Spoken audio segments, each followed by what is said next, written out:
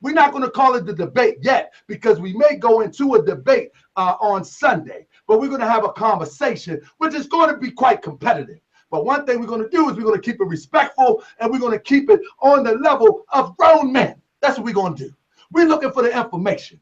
So my premise is that most of this stuff that I see on the internet is not Prophet Noble Drew Ali Moorish Science. I think I let my brother tell you his premise about me, but I've seen him post it, and he agreed with something that disagreed with me. And on my end, I believe that he didn't drink the Kool-Aid, if you will. He believed that I drink the Kool-Aid. So we're going to have a conversation. We're going to have a conversation, and I'm going to tell y'all, y'all know me, I'm going to keep it very basic and simple, but we're going to have respect. So what I'm going to do is I'm going to tell my brother, I'm going to give him the floor. I'm going to let him go. And I guess we can time it, if you will. I guess we could do like a 5-minute intro, a 3-minute intro, and he give me his premise. And then I'll give him mine. And then he can begin to, he can ask me some questions. And we're going to keep the answers short and concise, and we're going to keep it respectful. I'm going to do my best not to overtalk the brother, you know. But I'm going to be Taharka Bey on my time. You know what I mean? But I don't do no disrespectful thing. That ain't my thing. But we're going to go in. I want everybody, if you're around, if you ever had any idea about Moorish Science, or what's the difference between different groups of people that teach Moorish Science, this is your show. Come on to Moorish World TV, and we're going to have a conversation about it. I'm going to let my brother introduce himself. I'm going to sign out on Facebook. If you're interested, come to Moorish World TV, and y'all can hear if you will call it, the discourse or the competitive intellectual challenge, if you will. Peace and love, family. Hope I see y'all on Moorish World TV, and subscribe. Hit the like button. Come into the chat for alerts. I'm going to try to be so swag with it that I'm going to take your questions if you send questions within the chat box. You feel me? So with that, I'm about peace and love. I give the floor to my brother. And the floor is yours, my brother. You can introduce yourself. Let the people know who you are. Let's get it started. Peace and love, peace and love, peace and love. Islam. All more. Universal. Not just the planet Earth. Universal. All Moors, everywhere. Peace and love to y'all. I am Raymond Wimpy L., a domicile in the Ohio Republic Territory near the corporation known as Cincinnati. If you know about the Cincinnati Bengals, you know about the Cincinnati Reds, then that's where I domicile at. Now, what I want to do is introduce to the people what the Prophet told us to do, which was study. One of the things that I hold fast about the Prophet's teachings was to study. Because if one doesn't study, one doesn't know. I think and I feel where the separation is coming from, honestly, from my part, is those who study and those who don't. So we still have some Moors in a belief system mentality when they should be in a knowing mentality, because to be Moor is to know. Because in our ancient times, anywhere we went as Moors with the knowledge. Knowledge is knowing. The only way to know is to take time to study and apply what you have acquired. It's no different from learning how to tie your shoes. Someone had to teach you. Once you start getting taught, you have to go into what is called repetition over and over and over again. That's your studying period. Now, as adults or those who are capable of tying their shoes on their own, it's second nature. It's knowing. So this information that I'm presenting is really second nature to us because it's our information. We have been misguided in thinking that it's not. But we must remember, we are the ones with the knowledge. So anywhere we went on planet Earth, that is what we brought to other civilizations, in part to sometimes civilize some civilizations or people. So with that civilizing process comes laws. So now we're going to go into where laws pertain to the Moors, because the Moor is the law. And I yield the floor for the moment. Okay, that'll work. So I listened to the brother, and you know, I this is why I let me get this right. This is why I always say, when I listen to a brother, let me first just say this. I listen to the language. I listen to the language and what people say. I want people to know that in this chat, please watch your language. My son might be in the other room watching, and that's just what it is. But when you hear this language, and with all due respect, brother, this language that you speak is the language of Taj Tariq.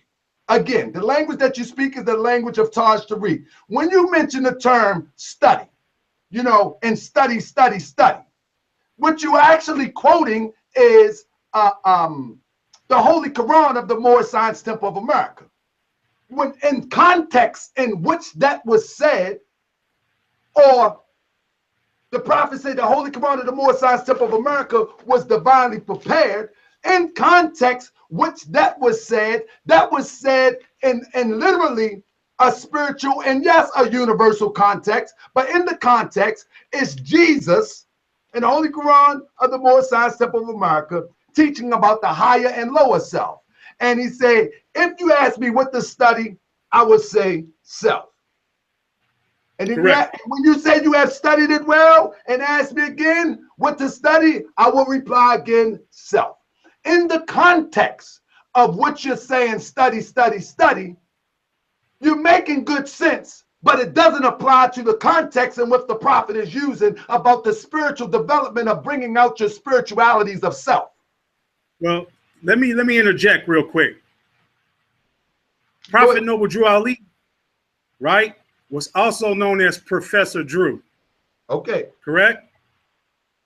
Now, to have been a professor, and I'm not talking about one who's self-proclaimed, I'm talking about one that's recognized as one who did the due diligence to hold that title of PhD in whatever field you acquire. That means that he had to study outside of what he may have known or had not known yet. You get what I'm saying? Absolutely. Because it's a known fact that the prophet traveled abroad to study. Now, him traveling abroad to study, that entails that something he didn't know, he had to be taught. And what he was taught, he brought him back here to liberate us here who have been deprived of our nationality and birthrights. Now, that is what the prophet restored to us. Because in 1774, it states that we lost our nationality. So if you lose something, that means you had it before.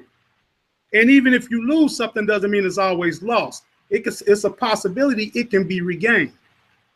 He professed who he was on these shores, Morocco. That right then entailed that the Moors were back here. We were only mentally cut off from our true connection to the land. We were still here. We never went nowhere, never been nowhere else but here. But we were not acting as the true government of this land because we were taken out of the constitutional folds of government by proclaiming to be we actually were Moors here. So with that being said, that's proof that we were Moors before the honorable prophet, peace be upon him, incarnated to the planet Earth. But he was a reminder to say, hey, wake up, people. You're home. You're from Missouri. There's no other place on planet Earth called Missouri. No place on planet. I checked, my brother. So him letting us know we from Missouri, dealing with that southern part of the America, North America, going to the south, that right there takes us into Olmec, Washington, things of that nature, which we were supposed to search. I don't mean to cut you off, but as you go along, can you give us your reference? You said that this is Al-Iraq. Show us where the prophet says that, and maybe you can show us where the prophet give us Missouri. Okay, in chapter 47, circle 7 Quran. Okay. Right? Egypt, the capital empire of the Dominion of Africa. Now, I'm not going to go into the whole thing, but I'm going to go into the part where he lets us know that this is the Moroccan Empire. 6, the Moabites from the land of Moab, who received permission from the pharaohs of Egypt, settled and inhabited northwest Africa. They were the founders and are the true possessors of the present Moroccan Empire, with their Canaanite, Hittite, Amorite brethren who sojourned from the land of Canaan seeking new homes. Their dominion and inhabitation extended from northeast and southwest Africa, the great Atlantis, even unto the present North, South, and Central America, also Mexico and the Atlantis Islands before the great earthquake which caused the great Atlantic Ocean. He speaks right there in 6, Moroccan Empire. He speaks in 7, the dominions of the Moroccan Empire, North, South, and Central America, which makes this Morocco here. What I'm asking you, actually, brother, can I? That's a reference, and I'm gonna go into why that's a perfect reference. Can I respond? Because in chapter 47, what he did is he showed you the trust of the land of the Moroccan Empire. You get what I'm saying, my brother? I got you. That was a trust. He showed you the trust. That's why he said that the Moabites, possessors, possession mean yours. Now, we're descendants of these Moroccans who were anciently known as Moabites. So the Americas is inherently ours because our ancestors possess the land.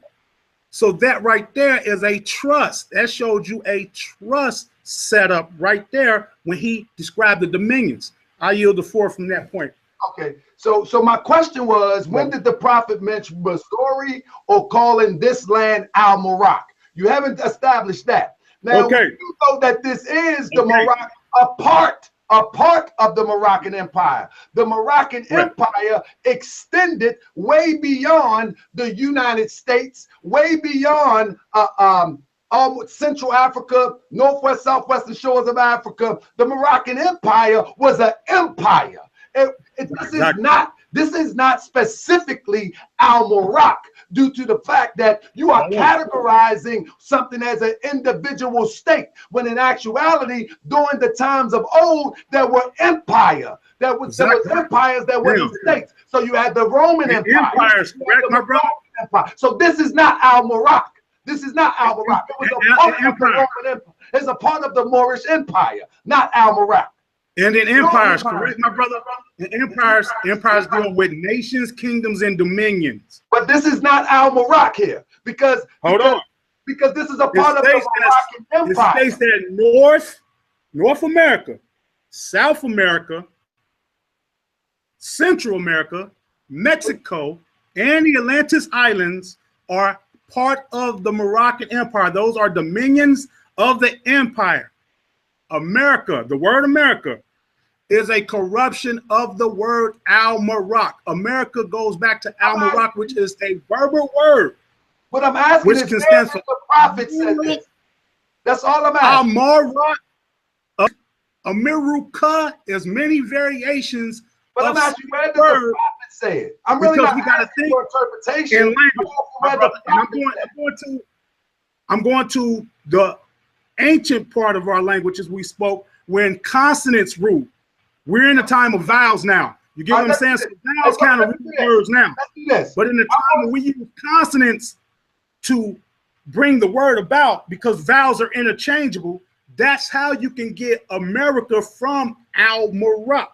Okay. Because this is the Maghreb Al-Asqa, land of the furthest west. I implore you, my brother, go into any one of the stores in your neighborhood. Speak to those of foreign descent and say that to them. Hey, brother, And time out. Let me give you about 2 minutes. That's what happens with me when I go out and speak to foreign nationals. They agree that this is Morocco. They know this. Now, the prophet didn't have to tell us that because he told us to study. He wanted us in these days and times to reveal the things that in that days and times most people could not reveal or even be taught because of what system they were coming out of. And it's sad today that our people are still into these systems of belief and don't want to check facts, documented facts of what things really are. Hey, brother, now, this is what we'll do. Let's do this. My brother, that was geographical. That was telling you the geographical locations of the Moroccan Empire. In the one-on-one questionnaire, he asked, why are you Moorish American? Because we are descendants of Moroccans born in America. It can't get no clearer than that. It's not more, it's simple. Hey, brother, let's do this. Bloodline. Because that's bloodline right there, right? That's bloodline, right? Okay. When you say you are a descendant of someone, that goes into bloodline, right? Islam. When you're descendants of our family, bloodline. Islam, brother. This is what I'm gonna do. I'm gonna give each of us 3 minutes, okay, and then we can change it up from there. That way, we can both get a fair chance to speak and rebuttal something. Again, Islam. I want to say this, brother. You still haven't shown me where the prophet said word for word, but this is Morocco.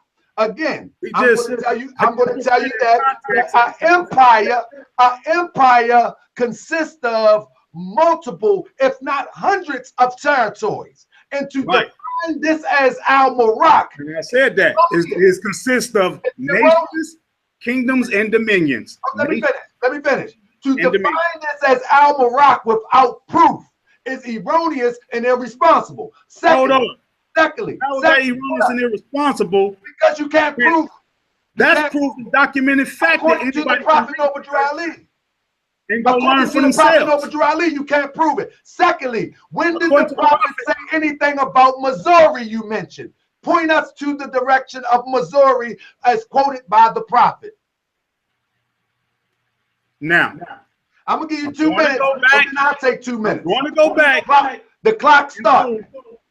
Look, I'm going to go back into chapter 47 again because it seemed like you missed something there.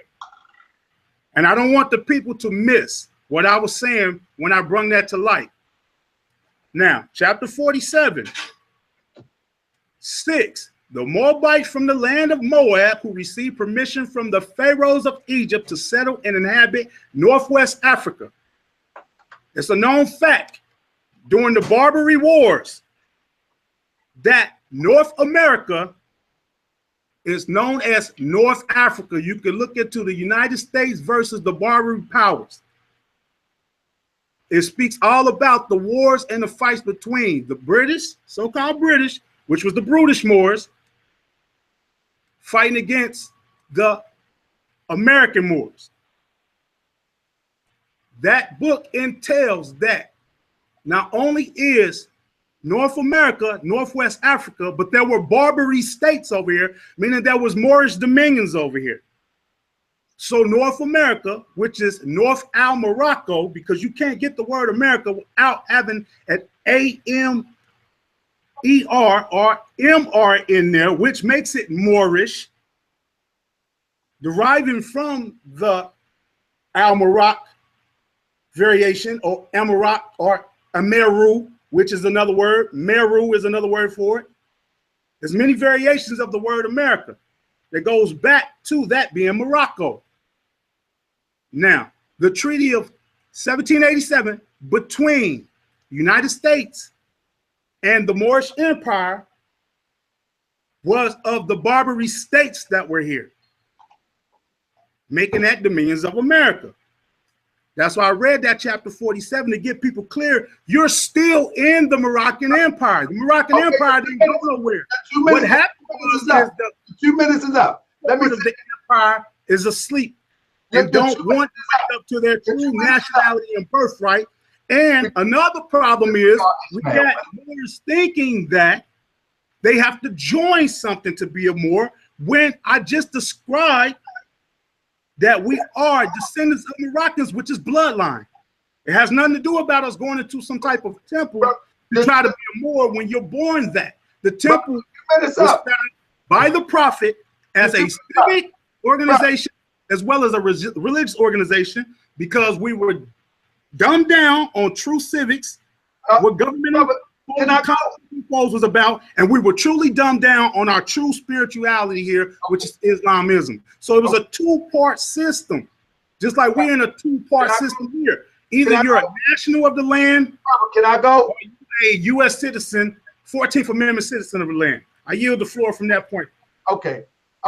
I want to say this, brother. What I'm saying is this. If we say that we follow, because I see somebody in the chat saying, you got to figure that out. You know, no, you think for yourself. If we say we follow the Prophet Noble Drew Ali, I don't know if you follow Prophet Noble Drew Ali, but I am a follower of Prophet Noble Drew Ali to the bone. I'm a follower of the brother too. And so, I just see him as my brother and not a deity. No, he's a prophet. He's a prophet. He's my brother. Prophet, but he's my brother. Yeah, he's a prophet. He's also my brother. Because he's a Moor, right? He's a Moorish American, right? Absolutely. So let me say this. Again, when we look at the framework of what the prophet established, we got to start from point A. And point A is that the prophet says that we are descendants from of Moroccans, descended from Moroccans and born in America. Now, any other language outside of that is up to interpretation. And we know Moroccans, the term Moroccans and Morocco are two different. Moroccans relate to the people of the land, not so much the country of the land. This is how the prophet worded. I didn't word it like that. But on another note, when you say when you keep quoting the prophet, brother, you got to show and prove. You said emphatically the prophet. I just pulled out the prophet. The prophet never said that. He talks about the Moorish Empire. So I should show and prove with the prophet's literature, bro. This is my own thinking. And, I want to clear something up, brother, because I didn't get a chance to clear this up real quick. Empire did extend, but out. Come on, brother. Let me clear something up real quick, brother, because I didn't get a chance to clear something out real quick. I want people to know this. I am my own man. I do my own due diligence studies. Brother, this sounds like God, brother. Let me talk. I may have studied with others to get more information on things I did not know myself. But even then, I research what anyone puts out here and says. So I'm not speaking from a Taj Tariq Bey form or this, that, or that form. I'm speaking from Raymond Wimpy L's form. Because for all this knowledge and stuff, I always stood on my 10 toes, regardless. You get what I'm saying, my brother? So I want to clear that up real quick for the people out there to let them know that be your individual self when it comes to this Moorish thing. Don't think that you have to join this, that, and the third, or be a part of this, that, and the third for this information. This information is privy to anybody because there's Europeans that study this information. So therefore, that doesn't mean this information is just for one person. Because when we bring this information to people from around the world, we didn't just subjugate them to say, hey, you can only learn this, that, and the third. We brung it all. You give it commentary. We killing more time with commentary. I'm just putting something on the record because you made a statement that was some Taj Tariq Bey stuff, and I wanted to let you know the language is I'm my own man. I may study. The prophet never mentioned you know what that is? Taj Tariq was the first to utter Al-Marak. You know what that is, though? Al-Marak. You know what that is? That is actually taking time to study what the man said. So I can't quote him because I know what he said was fact when I went behind him and studied what he said. That's when you're dealing with a Sagittarius, right? And I'm gonna put this on the record. When you're dealing with a Sagittarius, we deal in the know. So you can't just tell us something and not bring it to light to where we can research it. You're not associating that with the prophet. You take what you're doing is taking some of the prophets and saying and interpreting. So this is what I'm about to do. I'm about to go into some more records, right? But can you not of the prophet saying that the prophet bring it? Hold up. But this is what the prophet was trying to connect. Hold up. We gotta do this order. This is what we're losing out in the information. We're missing out what the prophet was really trying to connect us back to. All right, so brother, we can get orderly. I had to mute you. You muted. You muted. I had to mute you. Brother, we need to get orderly. I'm going to give you 3 minutes, and no matter where you at, I'm going to mute you, and then I'm going to take 3 minutes. You can hold the clock for me if you want to, and then I'll stop because we need some order. You know what I'm saying? I would like to have a moderator up here, but we do need order, brothers. You know what I'm saying? No, we just going to be back and forth and get no information to the people. So with that, brother, while you go, I'm going to see if I can get a moderator up in here. But unmute yourself because I can't do it. And the floor is yours, brother. Okay, I'm unmuted now. So what I'm about to do is, because I showed you the dominions of the Moroccan Empire. Now, in 1787, the United States was not dealing with no Moroccan kingdom or kingdom of Morocco. That did not exist back then. They were dealing with the Moroccan Empire. Now, we're going to show you how the United States of America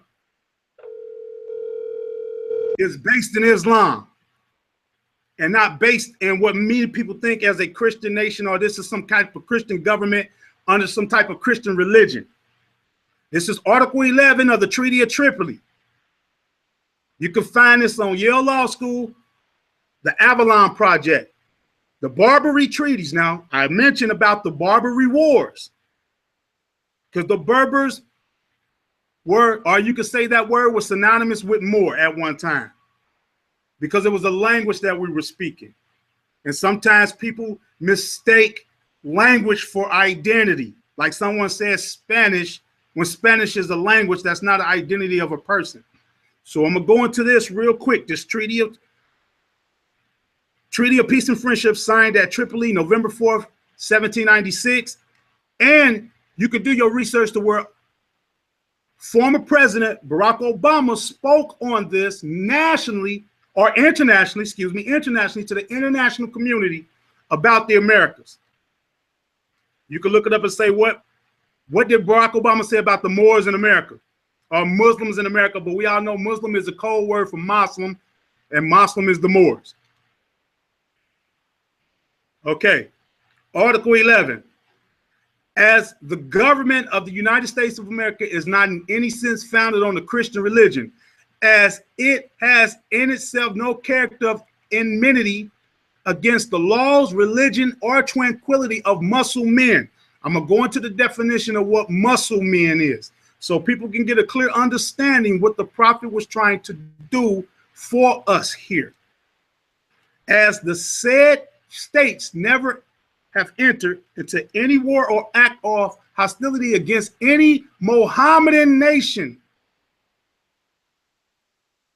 Prophet said we get our authority from the Holy Quran of Muhammad. Mohammedan nations connect them to.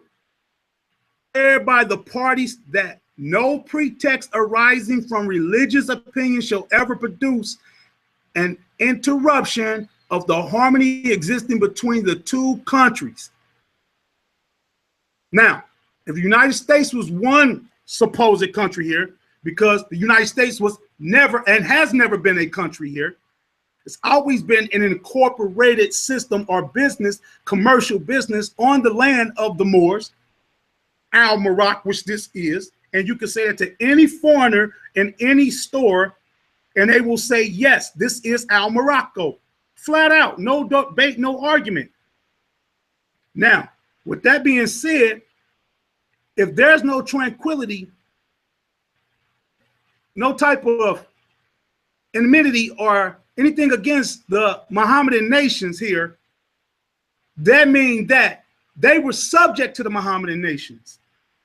They were under the rule of the Moors here, because it proves to the fact that the United States is not under any so-called Christian religion. So if it's not any under so-called Christian religion, then whose religion were they under before things got twisted up? And then we all know about FDR, Franklin Delano Roosevelt, and doing his New Deal stuff. So they were under the Moors.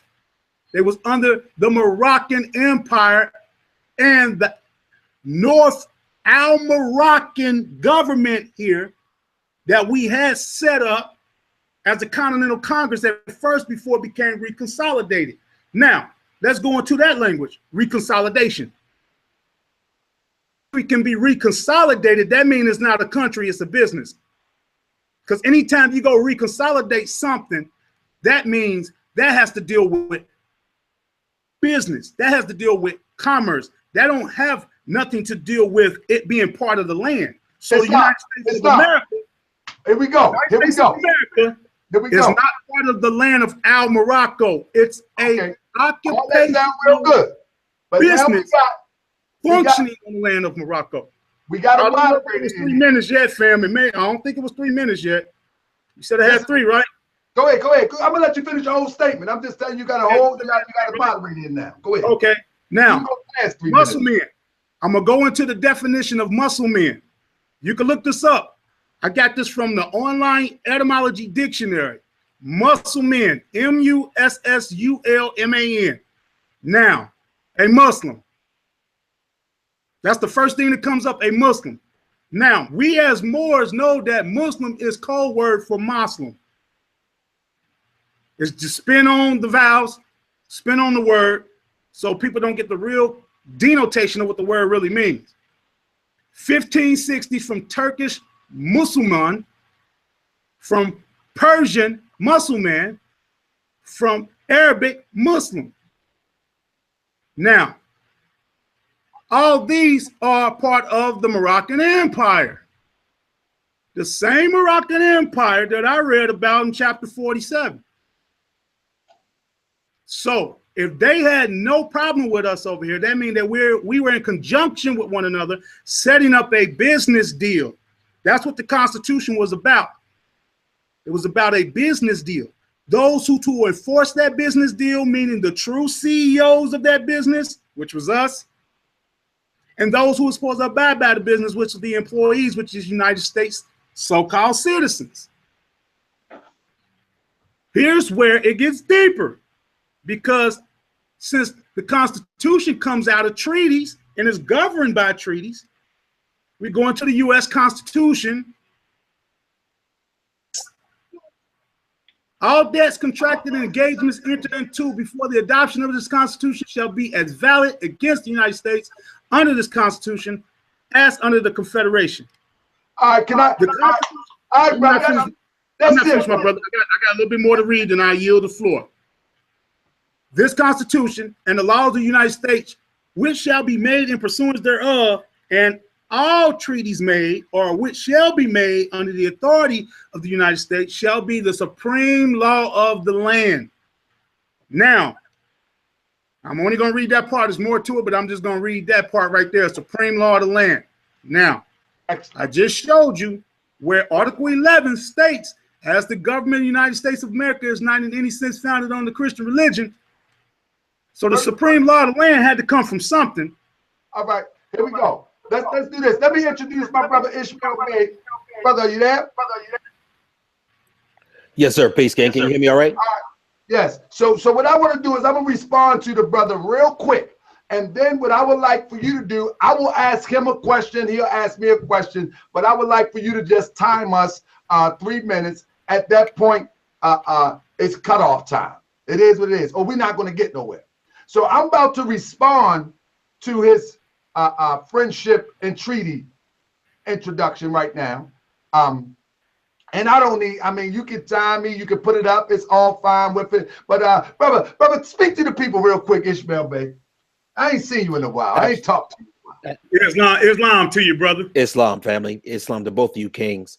Yes, I definitely want to, I think a good fruitful dialogue, aka debate discussion, is a very positive thing. I want to commend both of you for engaging into the intellectual combat. I think that the people will benefit from both. And I think that you both have very valid points of view.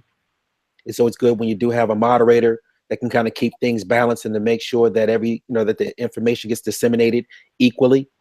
And I definitely want to again salute both of you for being able to present both of your positions. And I'm sure for a fact that the people will benefit from it. So again, this is Brother Ishmael Bey. And I just want to welcome both of the brothers for participating. Now Okay, now here I go. Now the brother said so much, so I'm only going to attack one of his premises. The premise that I'm going to address right off the break is that he thinks that the Treaty of Friendship and Peace applies to him. It does not apply to him. At this time, we was knee deep in slavery. This peace and friendship treaty applied to Morocco and its citizens and nationals. It did not apply for those who were put into slavery. If that was the case, the people of Morocco, of that government, would have fought for the release of the slaves. This treaty is nothing but a contract of commerce between the state of Morocco and the newly formed government. And when I say state, I'm talking about the country of Morocco and the newly formed country of America. Now listen to what it says. Treaty sealed by the Emperor of Morocco, June 23rd, 1786. We were knee deep on the cotton field. This had nothing to do with us. It had something to do with a Moroccan national or Moroccan citizen. It says, and delivered to the American agent at Morocco, June 28, 1786. Additionally, article signed, sealed on behalf of Morocco, July 15, 1786. Ship signals agreement. Let me say it again. Ship signals agreement signed at Morocco, July 6, 1786. Entered into the 4th July 1578. Okay, now let's just go just a little bit. To all the persons whom these present shall be known or be made known, whereas the United States of America in Congress assembled by their commission bearing the 12th day of May, and then it goes on to say, but if you go down and read this friendship of peace treaty, you will automatically, I'm just going to jump one out. It says that this treaty of peace and friendship established between us and the United States, which is confirmed and which is now ordered to be written in this book and sealed with our royal seal at the court of Morocco, and the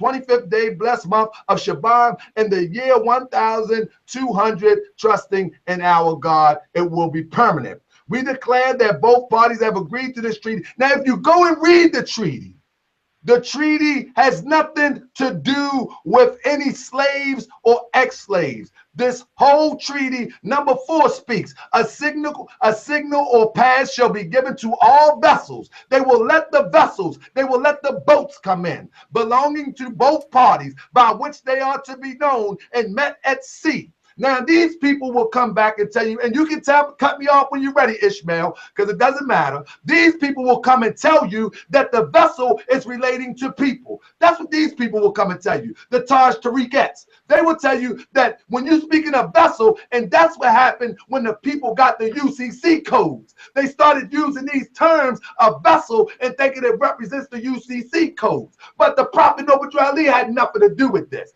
because this peace and friendship treaty had nothing to do with those whose nationality was stripped away. We're talking about Brother two Taharka, topics. Yes, sir. We are at 3 minutes and 30 seconds, brother. Okay, brother, go. Let's go. Okay, now you say that had nothing to do with the Moors here who nationality was stripped away from them, but they were Moors here and the nationality was stripped. Prophet Noble Ali told us that the Moors here in the Americas, nationality was stripped from them in the 1700s. So if there was Moors here and their nationality was stripped, that means they was Moors before their nationality was taken away from them. Not all Moors' nationality was taken away from him here. Those who agree to be part of them Union State societies, give up their national standards and become so-called U.S. citizens, those who the ones that was put into servitude, because they gave up their national right of the land. They could no longer claim land. Land is what connects you to nature. So therefore, that's where nationality comes from. If you can't claim a land, you can't claim a nationality. It goes hand in hand. People from China claims China, right? Chinese people claim China, flat out. You can't claim no landmass. You can't claim to be a national. You can't claim to be a national if you don't know what international treaties apply to you. Because to be in an international community, there's treaties that come along with that to stop wars, to stop piracy, to stop human trafficking amongst nations. You got to have that. That's what brings order. These are where constitutions come from, so people can have order in their societies. So without no treaties, there's no peace. That's why the treaty was for peace and friendship. It was to stop the wars that were taking place over here between the Muslim or Mohammedan nations and the Christians.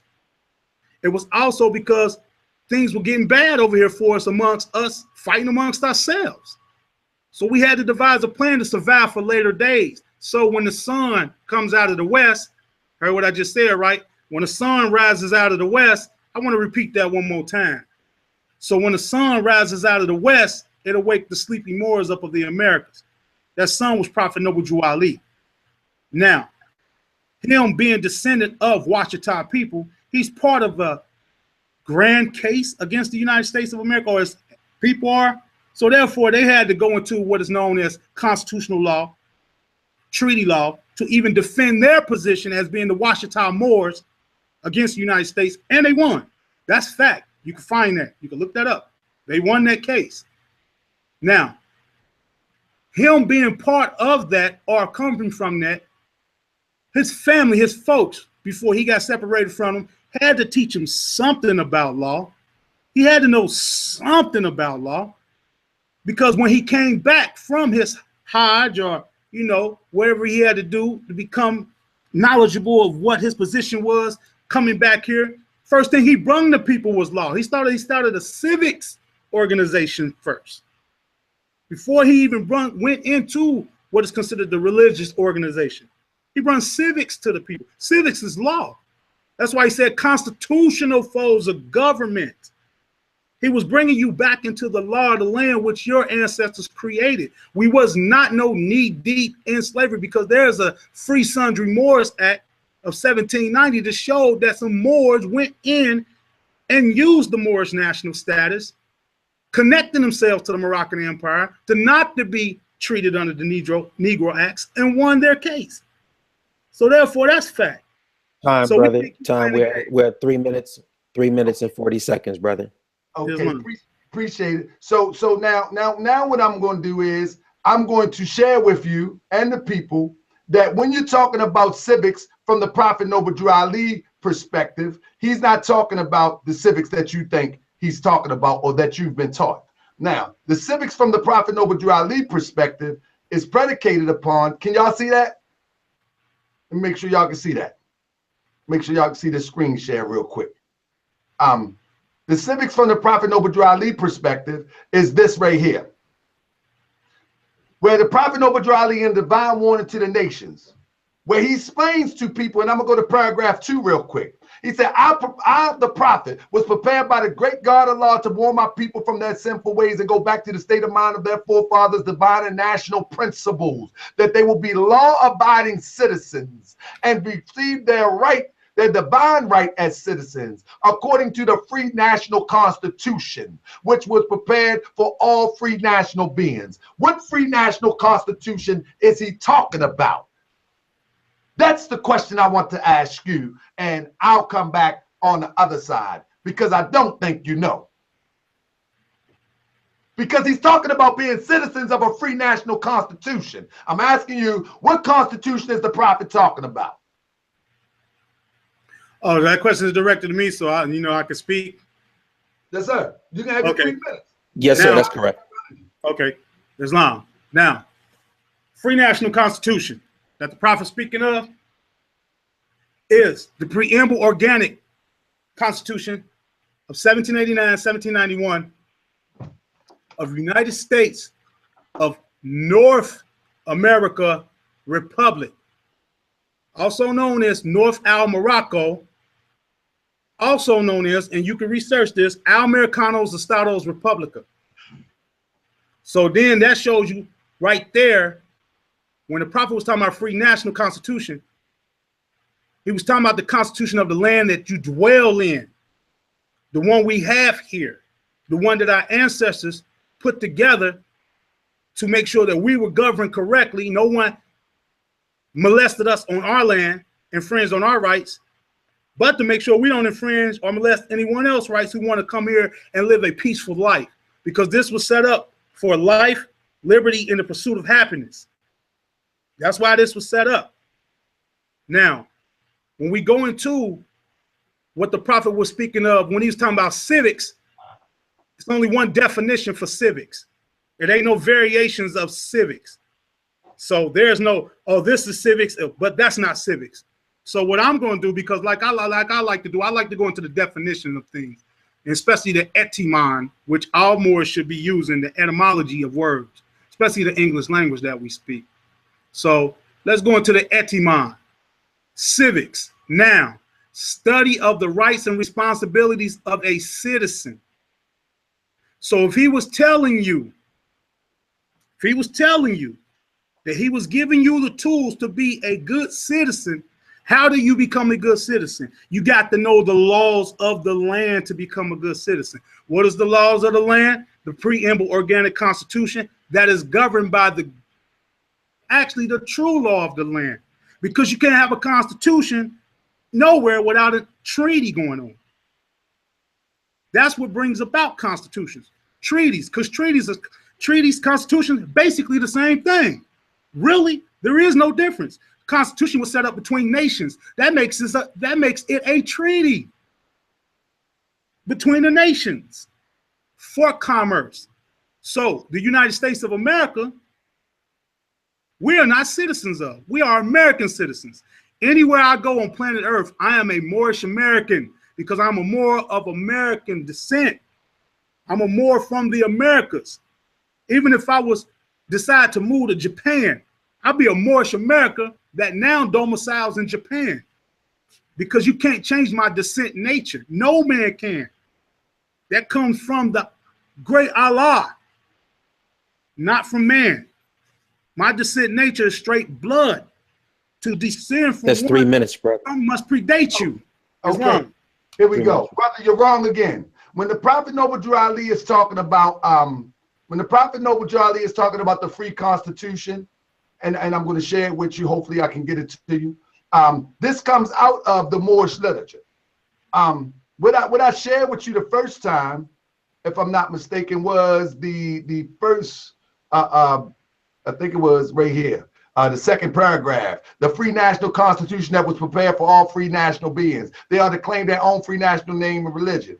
Then it goes down within the same, the divine warning by the prophet for the nations, the same thing. He goes on and says, and I'm going to drop down to the middle of the last paragraph, I think. It says that these names were never recognized. He's talking about Negro, black, and color, those things that delude the slave, recognized by true American citizens of this day. He's not talking about of the day before him. He said the name Negro is not recognized by true American citizens of his day. Through your free national name, you are recognized by all nations of the earth that are recognized by the said national government in which we live. Check it out. Now, it says the 14th and 15th Amendment brought the North and the South in unit, placing the Southerners who were at time without power with the Constitution, the body of power.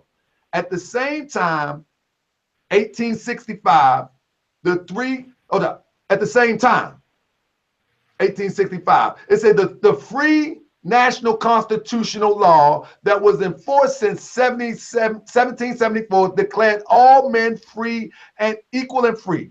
And if men are declared by the free national constitution to be free and equal, since that constitution has never been changed, there's no need for the application of the force. So hold up. What I'm talking about, you said something about 1789 and 1781. The prophet is not talking about that. Clearly, he's directing your focus to 1774. What exactly is he talking about in 1774? In 1774, there was a meeting at the Continental Congress, and that's when they formed what you will call the Declaration of Independence. And that Declaration of Independence states that all men all human beings, all people, and I'm paraphrasing, are created free and equal. That meeting was held in Carpenter's Hall in 1774, and that's where you get the free national constitution where he's talking about. It's not what you're talking about. That's not the prophet's doctrine. I yield the floor. Anything you want to ask me? Now, are you yielding the rest of your time, brother? You're at 2 minutes and 48 seconds. I'm gonna beat him down. I'm gonna beat him good. I want you, master. You just heard me say the preamble organic constitution. 1789, 1791. Right? Now, the Treaty of Peace and Friendship wasn't signed in 1786, right? Am I correct? That's, brother, you can make your claim. I'm telling you, correct? Teaching is not the proper 1786, right? I ain't answering nothing. And that's unless the United States that we know today didn't exist. So he wasn't talking about that United States. As I said before, hold on. When he brought, that, please. I'm sorry, my brother. He was talking about Treaty of Peace and Friendship, as well as long as the Constitution, because they go hand in hand. You can't have one without the other. One predates the other, so the other comes from one. So they go together. So when you enforcing one, you enforcing the other. That's why Article 6 states to you that, and I'll read that again. This Constitution and the laws of the United States which shall be made in pursuance thereof, and all treaties made of. Treaty they talking about is the Treaty of Peace and Friendship of 1787, made between the Moroccan Empire, not no Moroccan kingdom, that didn't exist. They didn't come about to the late 50s. They didn't even incorporate the flag to the late 50s. So that flag that's behind you, brother, is from these shores. That's the Al Moroccan flag that's behind you, which makes this Al Morocco, because the prophet told us that our flag has flown over here for more than 10,000 years. So what he was connecting you back to was the Moroccan Empire, who made those treaties and the Constitution for us to enforce, because we are that Moroccan Empire. That's us. We are the descendants of those people. We are to enforce that free national constitution, because any constitution of any land is its free national constitution. It's what is protecting the freedoms and the rights of the people. That's the compact that we, the people, us, put together with them to allow them to rent land, not own land, rent land, do commercial business with us. That was all that was set up for, commercial business. What we have done is we have gotten ourselves out of what is considered constitutional forms of government, being Negro, Black, and colored in the mind, dogmatic religions in the mind, don't want to let it go of stuff that's keeping us down, don't want to elevate to what the prophet brought us when he told us that we are our foremothers and forefathers without doubt and contradiction. So if I am them and they are me, then those documents apply to me, and it's my duty to enforce them, because that's what my ancestors put it down for. They didn't put it down for us to be lazy Moors. We're at 3 minutes, brother. 3 minutes. To make sure that we're active Moors, and that's what the prophet brought to us, be active Moors. And that's how you be active. You be active as in making sure that you enforce your trust on the land you come from. Because that's what those documents are too. They are trust documents. I yield the floor. Okay, here we go. So the brother said that this is the Moroccan flag. I'm telling y'all that he's wrong again. One more time. I said Al Moroccan. I didn't say Moroccan, brother. I said Al Moroccan. But it's also the Moroccan flag as well. I yield the floor. Oh, okay, thank you. He's wrong again. The prophet asked the question, and I don't even have to screenshot what the prophet asked, but I'm going to screenshot something else for you. The prophet asked the questions. He didn't ask the question, what kind of flag is the Moroccan flag? He asked the question, what kind of flag is the Moorish? And the answer to the question in the divine doctrine of the Prophet Noble Drew Ali. Matter of fact, I want to show the people this, even though it's going to take my time. The divine doctrine called the questionnaire. This is the framework laid out by the Prophet Noble Drew Ali. In this divine doctrine, it says, what kind of flag is the Moorish? And the answer to that, if you see, it is number 19. Number 19 state. And what the answer to that? It is a red flag with a 5-pointed green star in the center. And the question again is, what kind of flag is the Moorish? Behind me, family, I present to you the Moorish flag, not a Moroccan flag. See, they want to be Moroccan maybe, but I am Moorish. Anyway, descendants of Moroccans. Now, the difference between the Moorish flag, matter of fact, even on his, matter of fact, let me cut this real quick and let me show you his Facebook. On his Facebook, he doesn't have a Moorish or Moroccan flag. He has a bootleg flag. This is not Moorish or Moroccan. That's his Facebook. I just thought I'd show that, since because you said so dirty at Taharka wants to debate. Okay, scimitar time. Now let's see who got the scimitar. Let's see who got the scimitar. So I'm gonna take my 3 minutes and show you what's dirty. What's dirty is using a star that doesn't even represent us. Now let me delete that, and now let me show you the difference. The Moorish flag is a red flag with a 5-pointed green star in the center. That's a Moorish flag. It doesn't have no red, no black border. The flag that was adopted by Morocco, it actually has a black border. And the brother that, or the Muslim brother who adopted that flag, he describes it to you. He describes it that it's outlined in a black border, that the 5 points represents the 5 pillars of Islam, and that the red field, he goes on to explain. So find out who introduced the Moroccan flag, which is an adaptation of the Moorish flag. Again, the prophet teaches what kind of flag is the Moorish. Those are 2 separate flags. Look at the creator of the Moroccan flag, or the one that has adopted it from the Moorish. The Moorish flag was here, not the flag of our Morocco, according to the Prophet Noble Drew Ali. So this is why I say you guys do not follow Prophet Noble Drew Ali, because you're totally off base. Y'all got a new doctrine. This is some new stuff. 3 minutes, brother. 3 minutes. With the 3 minutes.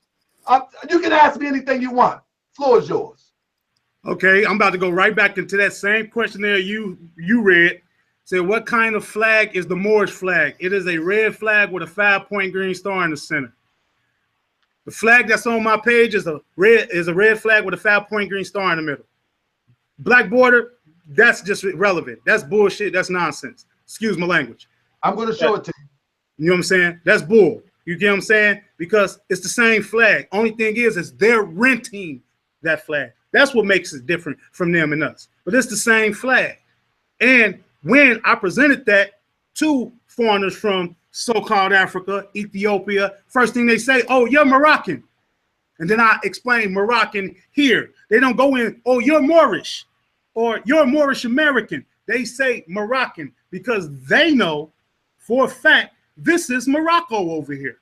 We might want to play the games that it's not, but this is what this place is. Because the prophet told us that we are descendants of Moroccans born in America, which makes us Moorish Americans.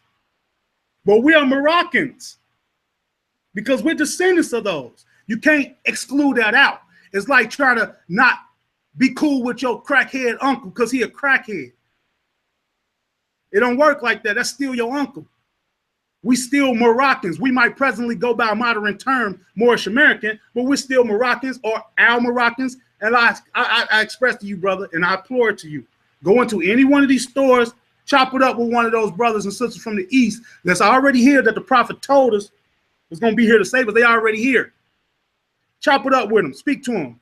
Ask them about the Maghreb, Alaska, and they're going to tell you you standing on it, which is another name for Morocco. And we can go into the etymology dictionary and look that up, and it will say Morocco, also known as the Maghreb, Alaska, land of the furthest west. So ain't no land further west than what's known as the Americas today.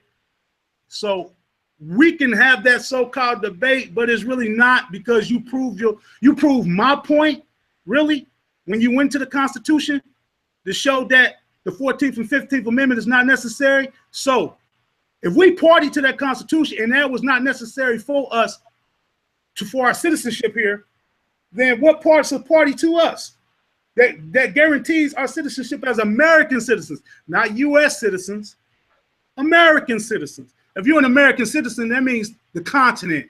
Doesn't mean a portion of it. Doesn't mean a part of it. If I go to the islands, I'm an American citizen there because that's America. If I go to South America, I'm an American citizen there because that's America. So there's no separation with that. Now, the flag thing, no difference. Anybody will tell you that. Anybody will show you that. No true difference. Red flag, 5-point green star, stands for love, truth, peace, freedom, and justice.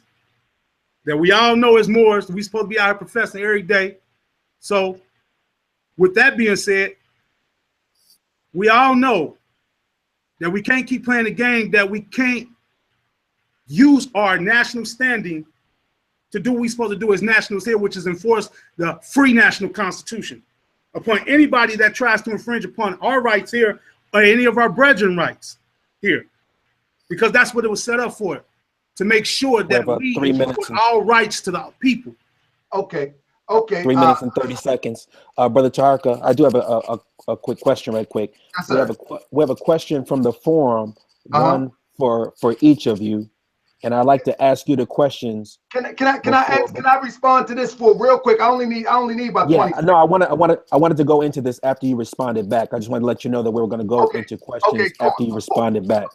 Of course. Yes, sir. So I'm going to respond to one thing where the brother says that the Moroccan and the flags are the same. Well, I'm going to share something with you. This is not from me. This is from those who research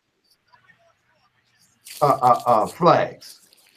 The history of the Moroccan flag, and I'll read it to you. I didn't say this. I just follow the prophet and I look at the detail of what the prophets say. That the Moorish flag is a red flag with a 5-pointed green star in the center. And the 5 points represent love, truth, peace, freedom, and justice. The history of the Moroccan flag. You can get this from this website right here. What is that? Marrakesh. I don't know. Anyway, the Moroccan flag is common sight in the streets of Marrakesh. It can be found flying proudly, It goes on and down. Then it gives you the history. The flag of Morocco is made of a red field with a black bordered green pentagram star. The Moorish flag is a red flag with a 5-pointed green star. The prophet was a prophet. Look at the detail in which the prophet teaches. Although we use red more commonly associated with Arab states of the Persian Gulf, red and green are traditional colors of Arab flags, and both colors are seen in the flag in the neighboring Algeria and Western Sahara flag.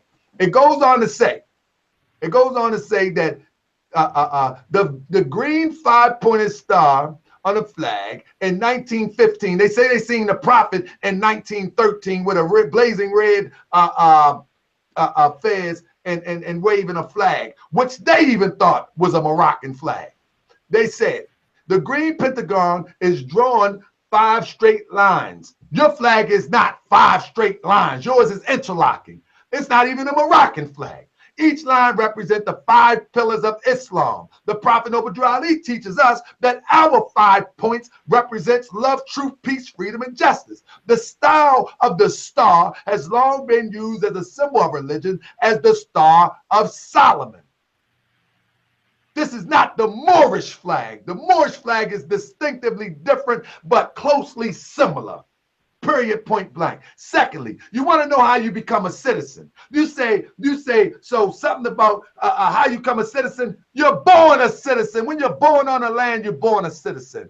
To meet the criteria, you keep reading the Constitution. We'll go by the same criteria and read that criteria of how to become a citizen. Have been born in the United States with certain territories outlined in possession of the United States and subject to the jurisdiction of the United States. Had a parent or parents who were citizen at the time of your birth.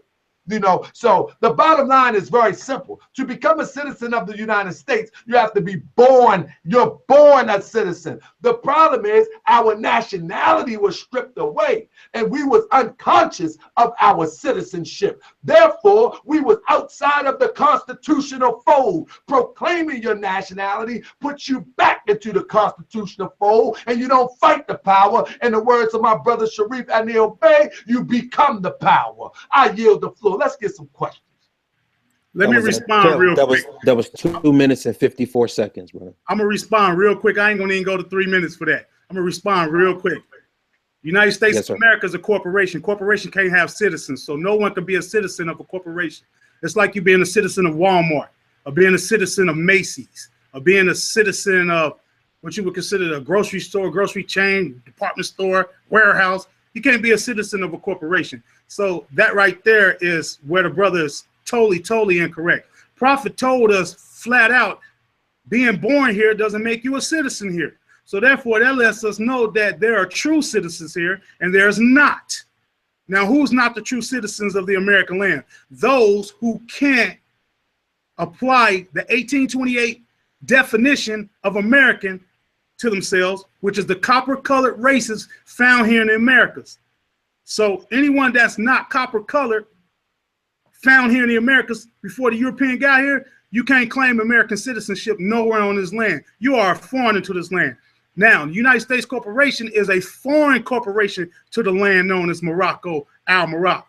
The 5-point green star you got on your back of your flag, interwoven as well, brother. So let's keep it correct, man. It's a 5-point green star. It doesn't matter how the star is drawn up. It's a 5-point green star regardless. So we can't keep playing the games like we're not supposed to do what we're supposed to do as nationals here, which know national law, international law, and apply it as such. I yield the floor.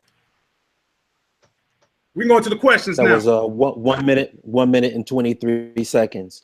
The first question goes, Ramon. In the United States, you had the slave Abdul Rahman, and he fell under the jurisdiction of the Moroccan Treaty of Peace and Friendship. He was acknowledged by the King of Morocco, released from his bondage, and returned back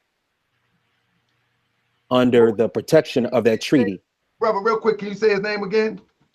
Abdul Rahman in Louisiana. Okay, got you. Okay.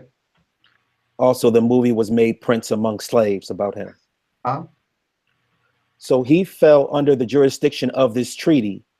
If all Moors in America fell under the jurisdiction of this treaty, why didn't the King of Morocco acknowledge all the Moors here? And why was he treated as a singular special case out of all of the other slaves in America? Now, who you want to answer the question, me or Taharka? I don't need. I think it's obvious. I have an answer for that, but you need to answer that. Well, that goes out to both of the brothers to answer. But the question went to you first, Brother Ramon. Give it to him. Let me answer real quick. The reason why he was a Moroccan national, as I stated before, he was a citizen of Morocco. So of course, if you get taken in wartime anywhere, your country fights for you to come back. Of course. We wasn't citizens of Morocco. We was into slavery. It is what it is. And they didn't claim us as being citizens of Morocco or nationals of Morocco or anything associated with Morocco. Period. That's the reason why they came and claimed their own and not claimed us. And Brother Ramon, what is your answer to that, Brother Ramon? I'm gonna ask Taharka a real quick question, just for a real quick answer. Taharka, what's your nationality, brother? Moorish American. Okay, you just professed that out your mouth, right? Right. Okay, that's how you get noticed. He professed out of his mouth who he was, and that's how he got noticed. Others didn't profess out of their mouth who they were. They may have forgotten who they were or were scared to profess who they were. Closed mouth don't get fed. That's what my mama taught me. You don't speak up, no one's going to hear you. So if we collectively don't speak up, no one's going to hear us. An individual can only do so much, but a collective front can make so much more happen. But if you claim to be a national, and I like to reiterate this to people who claim to be nationals of somewhere, but have no clue of the national law or the international law that governs that nationality, then you can't claim to be nothing that you don't know of. That's real facts.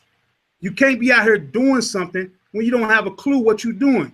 You can't claim to fix cars and not a mechanic, or never learn anything of mechanics. That's an oxymoron. It's not going to happen. It's not going to work. You can't claim to be a brain surgeon and never study how to perform brain surgery. So you can't claim to be a national and never took time to read the national constitution, free national constitution at that, or the international treaties that governs that constitution. That goes hand in hand. You can't skip that claiming to be a national, because if you ask any other national in the world what will protect them from being hurt or harmed, they're going to pull out treaties.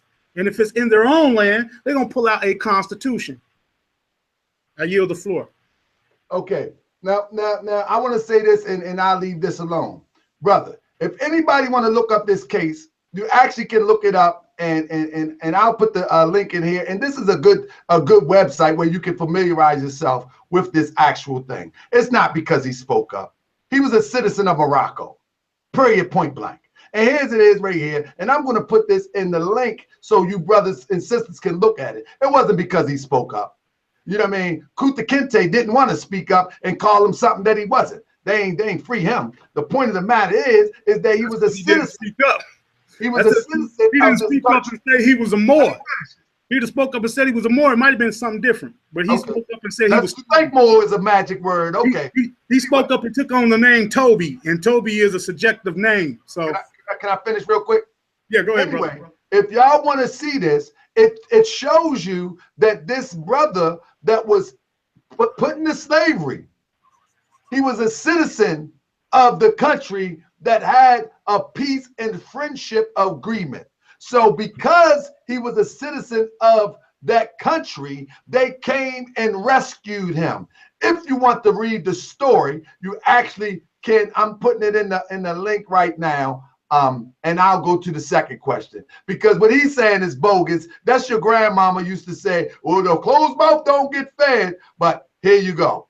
If you want to check it out, it's right there. That's the real story. He was a citizen of a country. If one of y'all go captive, whether you call yourself Negro, black, colored, or anything else, or Moorish American, in another country while you on a trip, the United States is obligated, whether they do it or not, to try to bring you home.